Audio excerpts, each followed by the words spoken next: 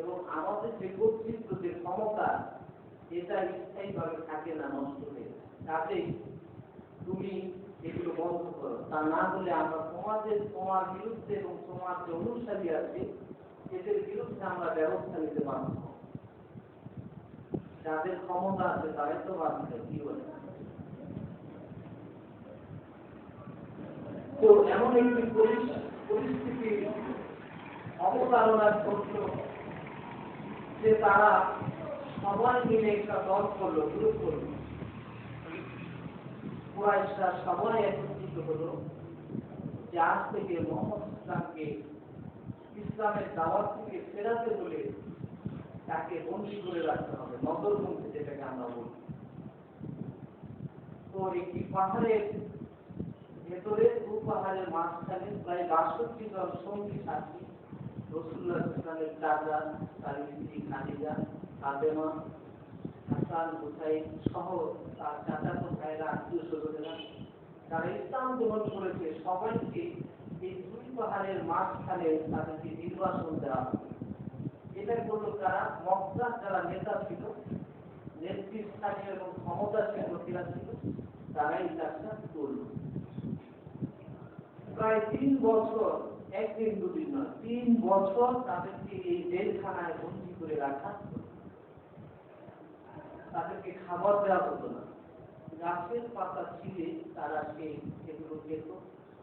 এমন একটা পর্যায়ে পৌঁছে গেল যে চামড়ার জুতা, এটা ভিজিয়ে, উটের চামড়ার যে জুতা তৈরি করা, সেটা ভিজিয়েও তারা খেয়েছে জীবন বাঁচাচ্ছে। এই জেল জীবনের ধকল সহ্য করতে না পেরে অনেকেই মারা গেছে। তার মধ্যে হযরত আবু তালিব, রাসূলুল্লাহর আপন চাচা, ৩ বছর পর যখন জেল থেকে মুক্তি দেওয়া হলো, তখন এই জেল জীবনের এই কষ্ট, এই লাঞ্ছনা, এই যন্ত্রণা সহ্য করতে না পেরে রাসূলুল্লাহর আপন চাচা আবু তালিব বেঁচে গেছে। কিছুদিন পরে রাসূলুল্লাহর প্রিয় স্ত্রী খাদিজা রাদিয়াল্লাহু তাআলা এসে গেছে। বিপদে আপদে সব সময় যায় যে দুটি মানুষ পাশে থাকতো রাসূলুল্লাহ, যার আশ্রয় তিনি থাকতেন, এই দুটি প্রিয় মানুষ চলে গেল। এটা তার জীবনের জন্য একটা দুঃখজনক ব্যাপার। রাসূলুল্লাহ অত্যন্ত বিমর্ষ হলেন এবং তিনি অত্যন্ত মর্মাহত হলেন।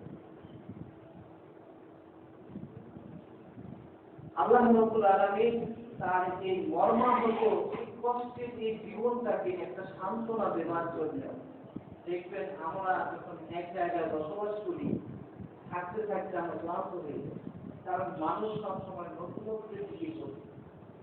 তখন আমরা দেখা যায় কেউ কুয়াকাটা যায়, কেউ সিলেটের জাফলং যায়, কেউ বিভিন্ন দেশে যায়, গিয়ে তাদের এই বিমর্ষ চিত্তটাকে আনন্দিত করে। ঠিক আল্লাহ রাব্বুল আলামিন তার হাবিবের এই কষ্টটাকে, এই দুঃখটাকে দূর করার জন্য তিনি তাকে একটা নতুনত্ব দিলেন, সেটার নাম হলো মেরাজ। যেটা দেখার পরে তার মন হৃদয় আনন্দে ভরে গিয়েছিল। মেরাজের ঘটনাটি এতটাই আশ্চর্যতম যে আমরা যখন কোন আশ্চর্যতম ঘটনা শুনি তখন আমরা কি বলি? সুবহানাল্লাহ, এটা বলি না? মানে বিষয়টা খুব আশ্চর্যজনক। তো মেরাজের ঘটনাটি এতটাই আশ্চর্যপূর্ণ যে আল্লাহ এই ঘটনার বর্ণনা দিতে গিয়ে সে নিজে আয়াতের শুরুতে সুবহান শব্দ ব্যবহার করেছে। বলে বলেন সুবহানাল্লাহ। আল্লাহ রাব্বুল আলামিন বলেন, সুবহানাল্লাযী আসরা বিআবদিহি লাইলাম মিনাল মাসজিদিল হারাম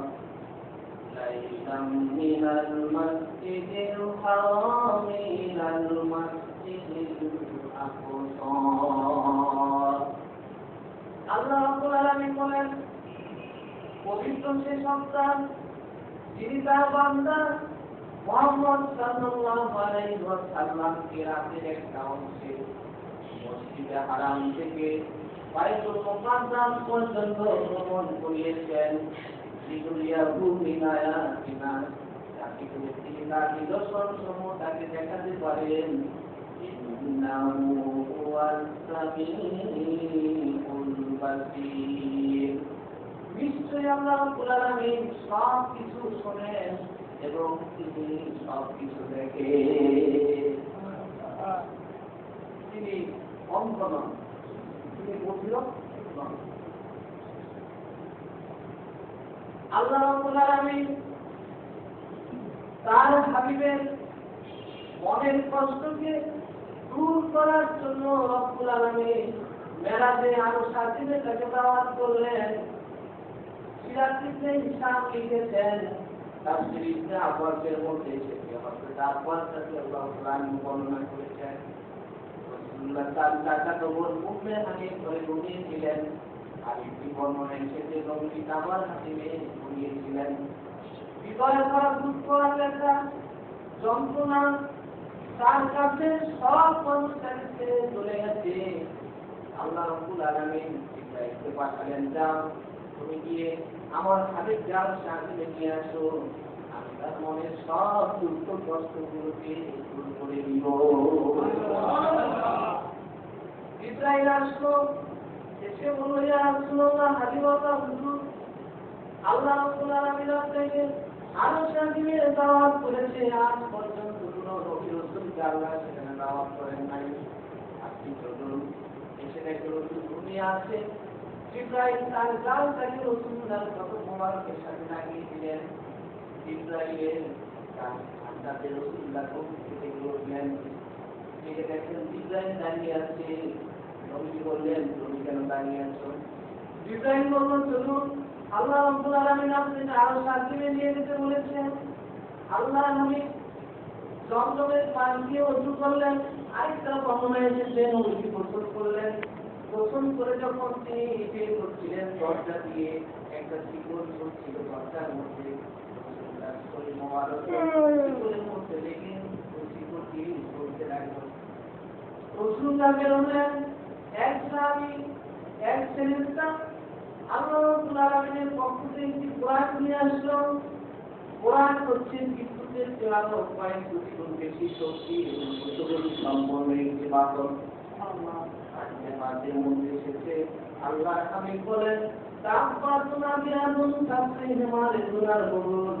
কোরআন দেখতে হলো গাধার চেয়ে একটু বড়, অক্ষরের চেয়ে একটু ছোট, মানে গাধার চেয়ে একটু বড়, আর কোরআন চেয়ে একটু ছোট, মাথা মধ্যে একটা প্রাণী, তার নাম হলো কোরআন। দেখতে একদম সাদা। এই কোরআনকে রাসূলুল্লাহর সামনে এসে দাঁড়ালো।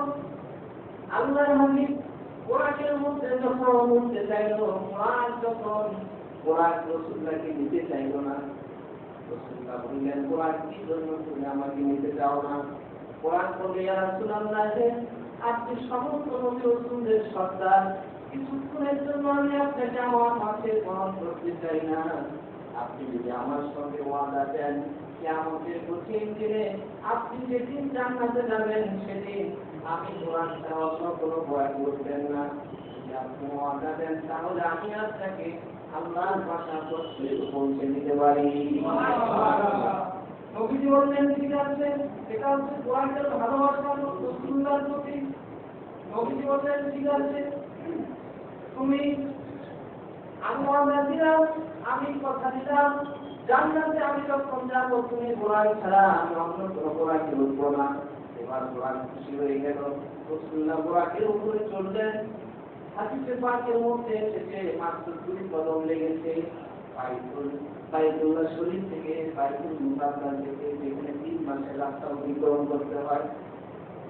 একটা দ্রুতগামী ঘোড়া বাইতুল্লাহ শরীফ থেকে, মক্কা থেকে জেরুজালেম পৌঁছতে 3 মাস সময় লাগে। সেখানে একটু মুহূর্তের মধ্যে রাসূলুল্লাহ চলে গিয়েছে। রাসূলুল্লাহ যখন জেরুজালেম পৌঁছলো, জেরুজালেম পৌঁছার আগে ওই রাতে ওই মসজিদের মধ্যে একটা ঘটনা ঘটে গেল। সেটা হলো, ওই মসজিদে যিনি পাদ্রী ছিলেন, ওখানে পাদ্রী ছিলেন, ইমাম সাহেব ছিলেন, ওখানে একটু অভাব ছিল। প্রতিদিন তিনি মসজিদের দরজা লাগিয়ে আবার বাসায় চলে যেতেন। রাত্রির ইবাদত যখন শেষ হয়ে গেল, ইমাম সাহেব মসজিদের দরজা লাগানোর জন্য দরজাগুলোকে যখন একত্রিত করতে চাইল, দেখলো দরজা একত্রিত করছে না, বলছে কমপ্লিট আছে, দেয়াল আছে, ওই দেয়াল দরজাটাকে আটকে ধরে রেখেছে। তিনি চিন্তা করলেন হয়তো উপরে কমপ্লিটটা আটকে গেছে, এই জন্য তিনি একজন মিস্ত্রিকে রাখলেন। মিস্ত্রি আসবে, রেখে দরজা কমপ্লিটের সাথে আটকে গেছে, যেভাবে একত্রিত হচ্ছে না, বন্ধ হচ্ছে না। মিস্ত্রি মতে এটা জটিল সমস্যা, কারণ এমন ভাবে এটা আটকে গেছে, দিন ছাড়া এটাকে আমি সমাধান করতে পারবো না। তাকে যে আমি দিনের দ্বারা এবং এটাকে আমি আগের অবস্থায় নিয়ে যাব।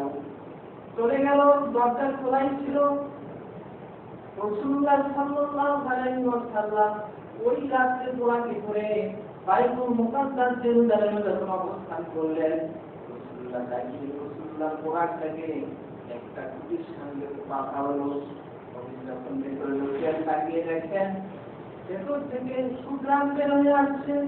আল্লাহর হাবিব দেখলেন ওই ভেতরে মসজিদের ভেতর থেকে কত মানুষের আনাগোনা কোলাহল শোনা যাচ্ছে। ইব্রাহিমকে বলল, এরা কারা? ইব্রাহিম বলল, যারা শুনে আমার হাবিব আল্লাহ আপনাকে আরো স্বাগতম জানাবার জন্য আল্লাহ রাব্বুল আলামিন 1,40,000 নবী রাসূলকে পাঠিয়ে দিয়েছেন আপনাকে স্বাগতম জানিয়ে শুভেচ্ছা দিয়ে আল্লাহর বাড়িতে নিয়ে গেছে। রাসূলুল্লাহ ভেতরে ঢুকছিলেন, সমস্ত নবী রাসূলরা নবীর সম্মানে দাঁড়িয়ে গেল। এখানে রাসূলুল্লাহ বাবা আদম আলাইহিস সালাম ছিলেন, রাসূলুল্লাহ বাবা ইব্রাহিম আলাইহিস সালাম ছিলেন, রাসূলুল্লাহ ভাই মুসা আলাইহিস সালাম ছিলেন, অন্যান্য সমস্ত নবীরা ছিলেন। সবাই নবীকে দেখে দাঁড়িয়ে গেল, কুলাকুলি করা হলো। রাসূলুল্লাহ হযরত আদম এবং ইব্রাহিমের মাঝখানে দাঁড়ালেন। আম্মানি ইব্রাহিম বলল, ফাজদানি উম্মাতিস সালাত, নামাজের জন্য আযান দেওয়া হলো, নামাজের জন্য ইকামত দেওয়া হলো। রাসূলুল্লাহ কাতারের ভেতরে দাঁড়িয়ে গেলেন নামাজ পড়ার জন্য। এমন সময় ইব্রাহিম এসে বলল, হুজুর আপনি কার জন্য অপেক্ষা করছেন? কার পেছনে দাঁড়িয়ে নামাজ পড়বেন? আপনি হচ্ছেন এখানকার সবচাইতে প্রধান, সবচাইতে বড় মেহমান এবং প্রধান অতিথি। আজকে কারো দিকে আপনার নামাজ পড়ার শোভা পাবে না। রাসূলুল্লাহ বলেন, আম্মানি ফাসাল্লাতু রাকাতাইন, ইব্রাহিম আমাকে নবীদের ইমাম বানালো, আমি সমস্ত নবী রাসূলদের থেকে 2 রাকাত নামাজ পড়লাম। নামাজ যখন শেষ হয়ে গেল, ইব্রাহিম বলল, ইয়া রাসূলুল্লাহ, এটা দুনিয়ার যে ঈশ্বর, দুনিয়ার যে ভ্রমণ এটা শেষ হয়ে গেল, এখন আপনি আকাশে ভ্রমণ করবেন। রাসূলুল্লাহ সাল্লাল্লাহু আলাইহি ওয়াসাল্লাম বোরাকের মধ্যে উঠলেন। বোরাকের মধ্যে উঠে তিনি প্রথম আকাশের দিকে পাড়ি দিলেন। হাদিস শরীফের মধ্যে এসেছে, রাসূলুল্লাহ বলেছেন, জমিন থেকে প্রথম আকাশের দূরত্ব হলো 500 বছরের রাস্তা। এটাকে আমরা মাইলের হিসাব করে বের করি, এটা হচ্ছে 9,30,00,000 মাইল, বিশাল বড় একটা। মানুষের যে অক্সিজেন আছে সেটা দিয়ে মানুষ বেঁচে থাকে, এটা হচ্ছে জমিন থেকে 9 কিলোমিটার। এরপরে মানুষের বেঁচে থাকার জন্য অক্সিজেন এটা নাই, ওখানে গেলে অক্সিজেন নিয়ে যেতে পারে। তার মানে হচ্ছে এরপরে যে যতটুকু আসবে সেখানে আমাদের এই পৃথিবীর মতো স্বাভাবিক জগৎ, এখানে মানুষ থাকতে পারবে না, মরে যাবে। রাসূলুল্লাহ সাল্লাল্লাহু আলাইহি ওয়াসাল্লাম এই অক্সিজেনের এই বিশাল জগৎটা পাড়ি দিলেন বোরাকে করে। রাসূলুল্লাহ চাঁদ থেকে এরপরে চাঁদের উপরে আরো জগৎ নিয়ে পাড়ি দিলেন, বিভিন্ন নক্ষত্র উপগ্রহ পাড়ি দিলেন। প্রথম আকাশে গিয়ে রাসূলুল্লাহ উপস্থিত হলেন। প্রথম আকাশের ভেতর থেকে বলা হলো, কে এসেছে? সাথে ইব্রাহিম। ইব্রাহিম বলল, আমি ইব্রাহিম, তোমার সাথে কে?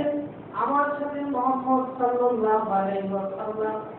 তাকে নিয়ে এসেছো কেন? এটা তার জিজ্ঞেস করলো, তাকে নিয়ে এসেছো কেন? ইব্রাহিম বলল, আল্লাহর পক্ষ থেকে বলা হয়েছে তাকে আরো সাথে নিয়ে যাওয়া হবে, এই কারণে নিয়ে এসেছি। মুসলিম শরীফের বর্ণনা এসেছে, রাসূলুল্লাহ বলেন, আমার নাম শুনে আকাশের প্রথম দরজাকে খুলে দেওয়া হলো। আমি রাসূলুল্লাহ ভিতরে ঢুকলাম। ভিতরে ঢুকে দেখি একজন জ্যোতির্ময় মহাপুরুষ সিংহাসনে বসে আছেন। আমি জিবরাইলকে বললাম যে আপনি জিবরাইল মান হাবুলা এই লোকটিকে। জিবরাইল বলল হাবুলাই আবুল বাশার আদম আলাইহি ওয়াসাল্লাম। এটা আপনার বাবা আবু বাশার আলাইহিস সালাম। আল্লাহ রাব্বুল আলামিন আদম আলাইহিস সালামকে প্রথম আকাশে বসিয়ে রেখেছেন। আদম আলাইহিস সালামের ডান দিকে কতগুলো রূহ, বাম দিকে কতগুলো রূহ। ডান দিকে রূহগুলো দেখতে সাদা বর্ণের, আর বাম দিকে রূহগুলো দেখতে একেবারে কালো বর্ণের। রাসূলুল্লাহ বললেন জিবরাইল আদম আলাইহিস সালামকে আমি দেখছি ডান দিকে তাকিয়ে তিনি হাসতেছেন, আবার বাম দিকে তাকিয়ে তিনি কাঁদছেন। কারণ কি? জিবরাইল বলল ইয়া রাসূলুল্লাহ হাবিবাল্লাহ, ডান দিকে যেগুলো দেখছেন এগুলো হচ্ছে আদম আলাইহিস সালামের সন্তানদের রূহ, এরা হচ্ছে ইমানদার জান্নাতি।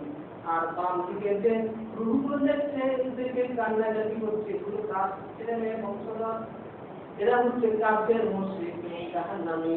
এই জন্য তিনি ডান দিকে তাকিয়ে হাসছেন আর বাম দিকে তাকিয়ে তিনি কাঁদছেন। হযরত রাসূলুল্লাহ সাল্লাল্লাহু আলাইহি ওয়াসাল্লাম এরপরে দ্বিতীয় আকাশে গেলেন। দ্বিতীয় আকাশে হযরত ঈসার সাথে সাক্ষাৎ হলো। ঈসা আলাইহিস সালাম নবীকে দোয়া করলেন আর বললেন আপনি যান, আপনার জন্য দ্বিতীয় আকাশ খোলা আছে। রাসূলুল্লাহ সাল্লাল্লাহু আলাইহি ওয়াসাল্লাম দ্বিতীয় আকাশে গেলেন, সেখানে তার নাম শুনে দরজা খুলে দেওয়া হলো। এরপরে তিনি সেই স্থানে হযরত ইয়াহইয়ার সঙ্গে সাক্ষাৎ করলেন। এরপরে ইয়াহইয়ার সঙ্গে সাক্ষাৎ করে চতুর্থ আকাশে গেলেন, হযরত ইলিয়াসের সঙ্গে সাক্ষাৎ করলেন। এরপরে রাসূলুল্লাহ পঞ্চম আকাশে গেলেন, হযরত ইউসুফের সঙ্গে সাক্ষাৎ করলেন। ষষ্ঠ আকাশে হযরত মূসা আলাইহিস সালামের সঙ্গে সাক্ষাৎ হলো। সপ্তম আকাশে হযরত ইব্রাহিম খলিলুল্লাহর সঙ্গে সাক্ষাৎ হলো। ইব্রাহিম নবীর জন্য দোয়া করলেন। ইব্রাহিম বলেন ইয়া রাসূলুল্লাহ হাবিবাল্লাহ, এখানে একটা মসজিদ আছে, এটার নাম হলো বাইতুল মামুর। এই মসজিদটার নিচে আরেকটা মসজিদ আছে, এটার নিচে একটা মসজিদ আছে, এটার নিচে একটা মসজিদ আছে। এভাবে সাত আকাশের মধ্যে সোজাসুজি মতো এক একটা করে মসজিদ আছে। এবং সর্বশেষ পৃথিবীতে একটি মসজিদ আছে, এটার নাম হলো বাইতুল্লাহ। আরো স্বাধীন থেকে মসজিদটা ছেড়ে দেওয়া হয় সোজাসুজি, সেটা সপ্তম আকাশে বাইতুল মামুরের উপরে গিয়ে বসে। সেখান থেকে একটা সুতা ছেড়ে দিলে ষষ্ঠ আকাশে একটা মসজিদের ভিতরে গিয়ে পড়বে। এভাবে সোজা করে করতে করতে বাইতুল্লাহ শরীফের উপরে সুতাটা পড়ে যায়। আল্লাহর আরশে আজিমের সমান সুতা হলো বাইতুল্লাহ শরীফ। রাসূলুল্লাহ দেখলেন বিপরের মাঝে হেরাতে ইসরাঈল আলাইহিস সালাম বসে আছেন, তার দিকে আত্মাগুলো ঘুরছে। নবীজি বললেন জিবরাইল এই আত্মাগুলো কি? জিবরাইল বললেন ইয়া রাসূলুল্লাহ হাবিবাল্লাহ, এই আত্মাগুলো হলো যারা পৃথিবীতে যে সমস্ত ঈমানদার অথবা এই সমস্ত লোকের ছেলে মেয়ে মারা গিয়েছে নাবালেগ অবস্থায়, তাদের আত্মাগুলো তারা ততদিন পর্যন্ত মারা যাবে এবং তাদের রূহগুলো ইব্রাহিম আলাইহিস সালামের চতুর্দিক পর্যন্ত কিয়ামত পর্যন্ত বসে থাকবে।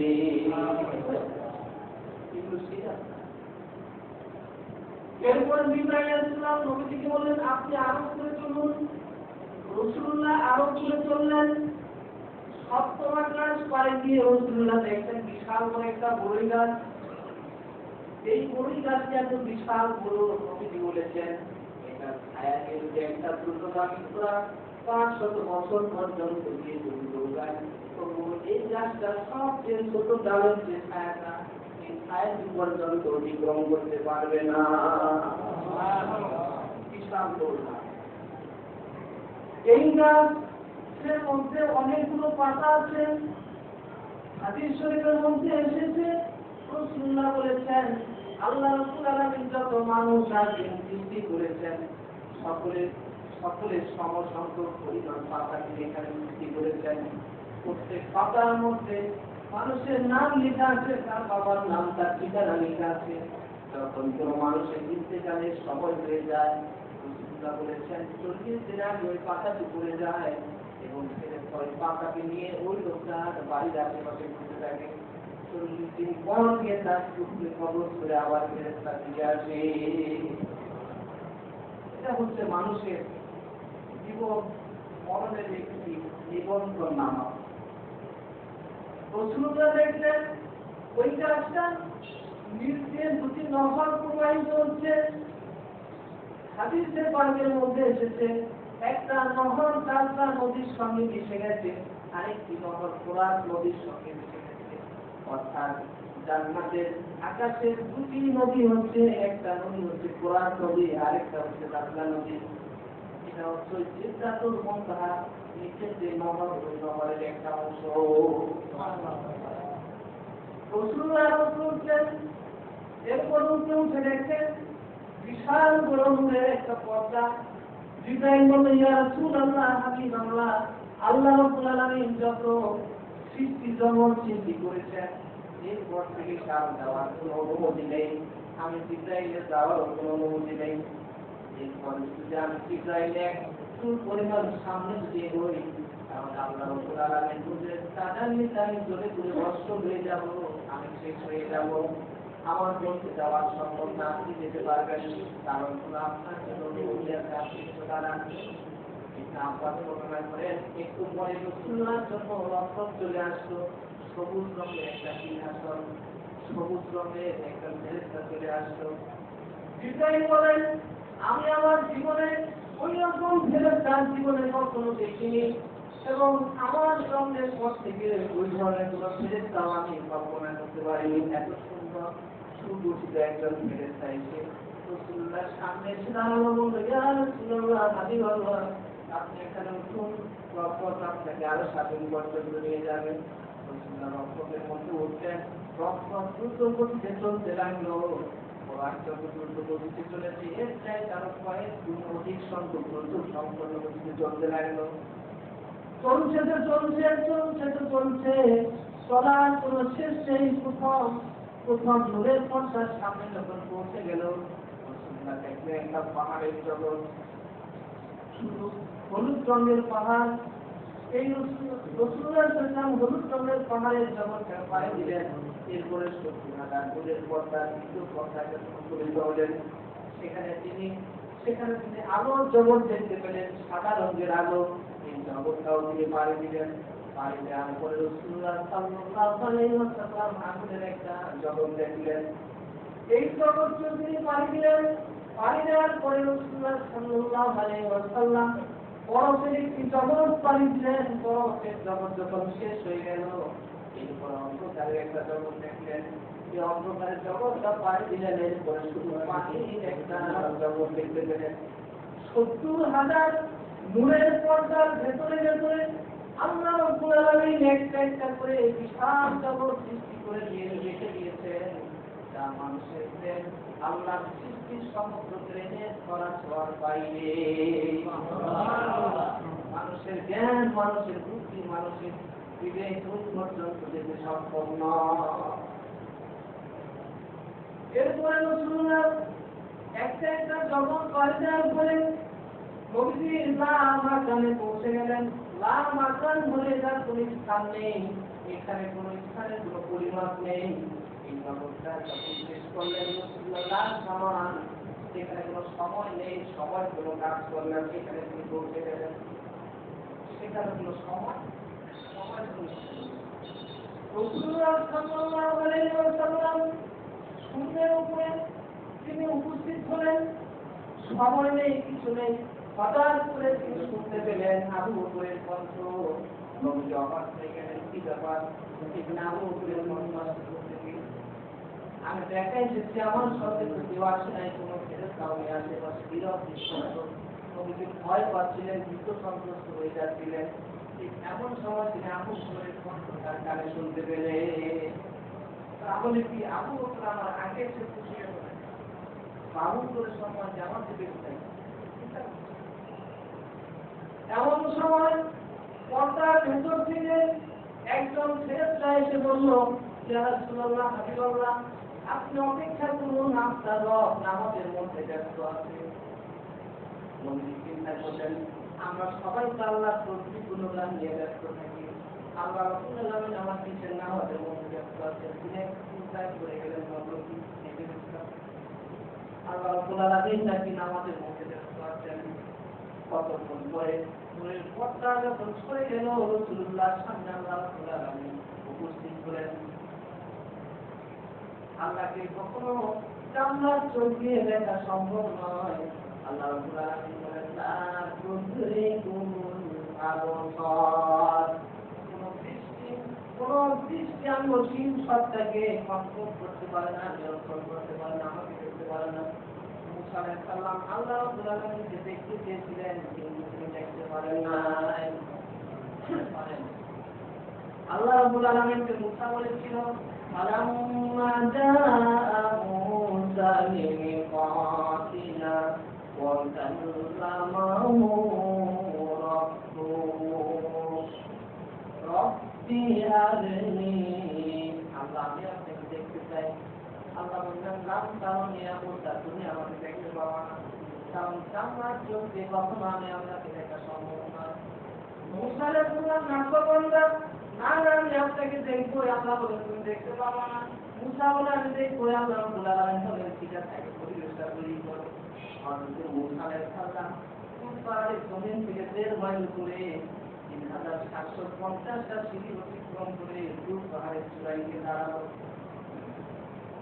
আল্লাহ রাব্বুল আলামিন ফেরেশতাদেরকে ডেকে বললেন ফেরেশতারা আশেপাশের 24 মাইল থেকে তোমরা বলয় করে নাও বেষ্টন করে নাও এই 24 মাইলের মধ্যে যত পিঁপড়া আর কীটপতঙ্গ আছে সবাইকে বের করে দাও একটা এরিয়া তৈরি করে দাও আল্লাহ রাব্বুল আলামিনের নির্দেশ মতো ফেরেশতারা সমস্ত কীটপতঙ্গ সবাইকে বের করে দিল এরিয়া তৈরি করে নিল এরপর আল্লাহ রাব্বুল আলামিন প্রথম আকাশের ফেরেশতাদেরকে বলল তোমরা কি এটাকে চারদিকে গোল করে ধরে রাখো হাতে হাত দিয়ে ফেরেশতারা ধরে আল্লাহকে দেখি উপর আকাশ থেকে ফেরেশতারা এলো এদেরকে দেখতে সাপের মতো এরপর আল্লাহ রাব্বুল আলামিন দ্বিতীয় আকাশের ফেরেশতাদেরকে বলল তোমরা দ্বিতীয় আকাশ থেকে ফেরেশতা নেমে আসলো এদের দেখতে সিংহের মতো বাঘের মতো দ্বিতীয় আকাশ থেকে ফেরেশতা নেমে আসলো এদেরকে দেখতে অনেকটা উটের মতো বড় বড় লোমওয়ালা দাড়িওয়ালা তারা দিকে 3 স্তর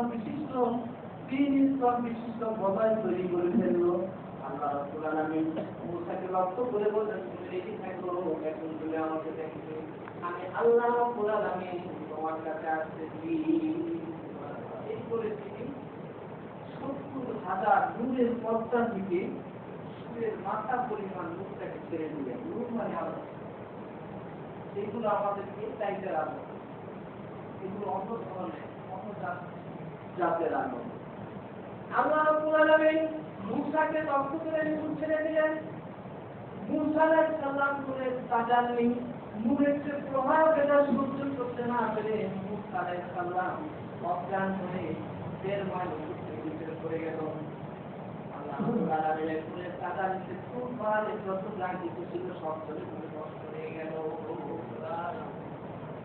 মুসা আলাইহিস সালামের 7 দিন পরে মুশকিল দেখলো মুসা আলাইহিস সালাম তাকিয়ে দেখে সব কিছু ছাই হয়ে গেছে মুসা আলাইহিস সালাম বলতে লাগলো সুবহানাকা তুবতু ইলাইকা ওয়া আনা আউয়ালুল মুসলিমিন মুসা আলাইহিস সালাম বললেন আমি আপনাকে দেখতে চেয়েছি ভুল করেছি আল্লাহ আমি আর কখনো আপনাকে দেখতে চাইবো না কারণ এই চোখ দিয়ে আর এই যোগ্যতা দিয়ে আল্লাহকে দেখা যায় না অথচ রাসূলুল্লাহ সাল্লাল্লাহু আলাইহি ওয়াসাল্লাম বলেছেন আল্লাহ রাব্বুল আলামিনকে প্রত্যেকটা মুমিন বান্দা দেখতে পাবে জান্নাতের মধ্যে সুবহানাল্লাহ ইন্নাকুম সাতারাউনা রাব্বাকুম আইফিল জান্নাতি কামা তারাউনা হাযাল কমার আল্লাহ বলেছেন তোমরা যেমন 14 তারিখের পূর্ণিমার চাঁদকে সুস্পষ্ট দেখতে পাও মেঘবিহীন আকাশে যেমন করে জান্নাতের মধ্যে তোমরা আল্লাহ রাব্বুল আলামিনকে এভাবে স্পষ্টভাবে দেখতে পাবে তাদের পৃথিবীতে আমাদের দেখা সম্ভব না কেউ যদি বলে আমি দেখেছি তাহলে সে মিথ্যে বলেছে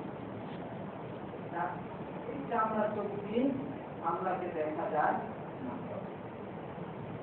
এরপরে রাসূলুল্লাহ ফেরাত অনেক কথা রাসূলুল্লাহ সাল্লাল্লাহু আলাইহি ওয়াসাল্লাম আল্লাহ রাব্বুল আলামিন শান্ত করলেন বিতর্পণ কল্যাণ করেছেন আল্লাহ রাব্বুল আলামিন তার দুটি পুত্রদের হাতকে রাসূলুল্লাহ ঘাড়ের উপরে রাখলেন। রাসূলুল্লাহ বলেন আল্লাহ রাব্বুল আলামিন যখন তার পুত্রদের দুটি হাত আমার ঘাড়ের উপরে রাখলেন, আমি তখন আল্লাহর সমস্ত জিনিসগুলো আমার ভিতরে ঢুকে বলল, এমনকি পৃথিবীর একটা বালু কণা পর্যন্ত আমার নজরের বাইরে ছিল না।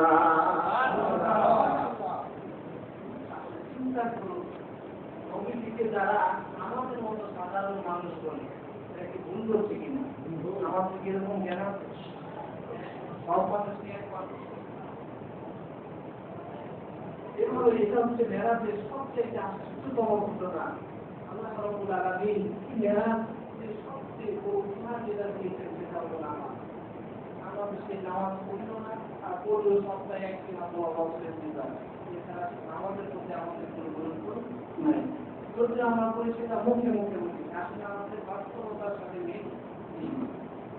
আমরা যাতে আমাদের এই নামাজকে মেরাজের এই উপহারকে সঠিকভাবে কাজের কাছে লাগিয়ে আমাদের সমাজকে সচেতন করতে পারি, আল্লাহ রাব্বুল আলামিন আমাদের সেই তৌফিক দান করেন। আমিন।